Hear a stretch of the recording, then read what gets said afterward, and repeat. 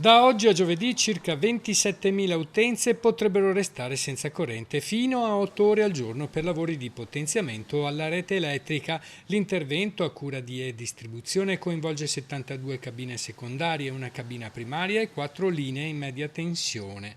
L'elettricità oggi è ritornata alle 11 a Favaro Veneto, ma ha creato disagi per molte attività commerciali. Oggi ci avevano detto che chiudevano dalle 8 alle 4 e adesso io sono qua con la gelateria chiusa e purtroppo perdendo anche soldi.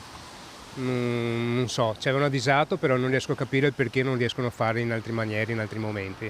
La zona interessata comprende i quartieri di Bissuola Est, Favaro Veneto e Carpenedo, dove sono stati affissi avvisi in 180 strade, coinvolti anche 22 istituti scolastici, in campo 80 tecnici, ma per la municipalità di Favaro Veneto i lavori andavano gestiti in maniera diversa. Non diciamo certamente all'Enel di non fare i lavori di potenziamento della linea elettrica perché sono necessari, però è evidente che questo modus operandi non è che proprio risponda ai criteri della correttezza, perché la gente di martedì lavora e di conseguenza ritengo che si potesse individuare un'altra data, magari di domenica, oppure se fosse possibile di notte. Obiettivamente magari la notte la gente non lavora e la domenica ci sono meno attività commerciali che lavorano. A causa dei lavori alcune attività hanno deciso di tenere chiuso e altri sono venuti nella loro attività commerciale, però visto che non c'era la corrente hanno chiuso. Penso qui al bar centrale, al bar da Gioia, al bar da Demetrio, Toccatì. Il centro commerciale della piazza sembrava un deserto,